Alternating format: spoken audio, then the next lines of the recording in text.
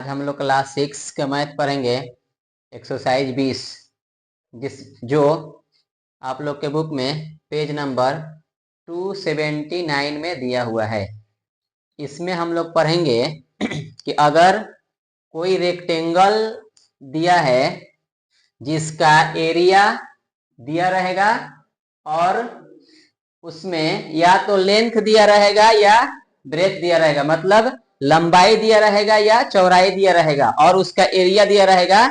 तो जिसमें लेंथ दिया होगा उसमें ब्रेथ कैसे निकालेंगे, और जिसमें ब्रेथ दिया होगा उसमें लेंथ कैसे निकालेंगे अगर उस रेक्टेंगल का एरिया भी दिया रहेगा तब।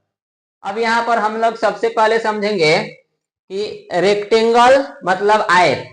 आयत वह समानांतर चतुर्भुज होता है जिसका प्रत्येक कोण 90 डिग्री का होता है और आमने सामने का जो साइड होता है वह बराबर होता है। अब यहाँ पर रेक्टेंगल है तो रेक्टेंगल का एरिया, अगर एरिया का फॉर्मूला अगर देखा जाए तो रेक्टेंगल मतलब आयत का क्षेत्रफल, एरिया ऑफ रेक्टेंगल, इसका फॉर्मूला होता है लेंथ इनटू ब्रेथ, मतलब आयत का क्षेत्रफल इक्वल टू लंबाई गुना चौड़ाई।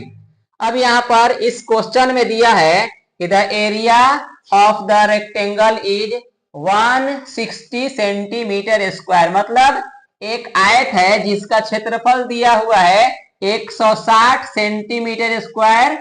अब इसका लेंथ दिया हुआ है 16 सेंटीमीटर। इसमें हमें ब्रेथ निकालना है कि इसका ब्रेथ कितना होगा और इसका पेरीमीटर कितना होगा, हम लोग समझेंगे। अब यहाँ पर गिवन दैट में लिखा हुआ है कि हमें क्या क्या क्वेश्चन में दिया हुआ है उसको हम लोग नोट कर लेंगे।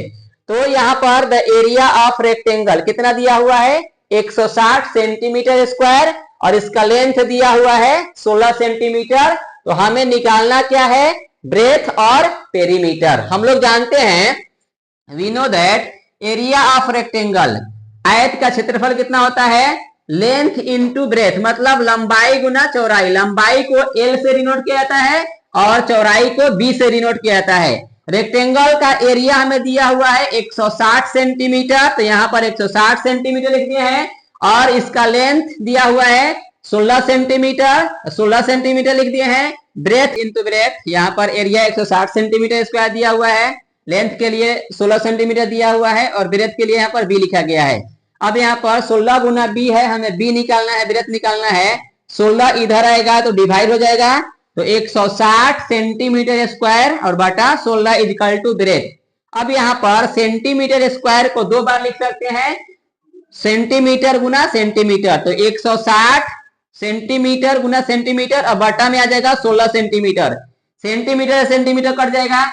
अब यहाँ पर 16 से कटाएंगे 160 को तो 10 बार में कट जाएगा, यहाँ पर 10 बचेगा, 10 सेंटीमीटर इक्वल टू B, मतलब ब्रेथ आ गया कितना 10 सेंटीमीटर। हम लोग को इस क्वेश्चन में लेंथ दिया था 16 सेंटीमीटर, ब्रेथ निकालना था, तो ब्रेथ आ गया कितना 10 सेंटीमीटर। तो एक क्वेश्चन को सॉल्व कर लिए। इसी में हमें निकालना है पेरीमीटर। तो हम लोग जानते हैं द पेरीमीटर ऑफ रेक्टेंगल, मतलब आयत का परिमाप कितना होता है, तो आयत का परिमाप होता है 2 इंटू लंबाई प्लस चौड़ाई, मतलब 2 इंटू L प्लस B। तो ये 2 जो है यह L और B दोनों में गुना है, इसलिए ब्रैकेट के पहले लिखा गया इसको 2।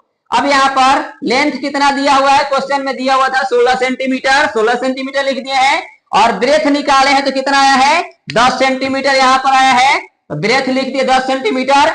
इस दोनों को जोड़ देंगे तो 16 और 10 26 हो जाएगा, और 2 से मल्टीप्लाई कर देंगे तो 52 सेंटीमीटर आ जाएगा। मतलब इस क्वेश्चन को हम लोग सॉल्व किए, इसका ब्रेथ आ गया 10 सेंटीमीटर और इसका पेरीमीटर आ गया कितना 52 सेंटीमीटर।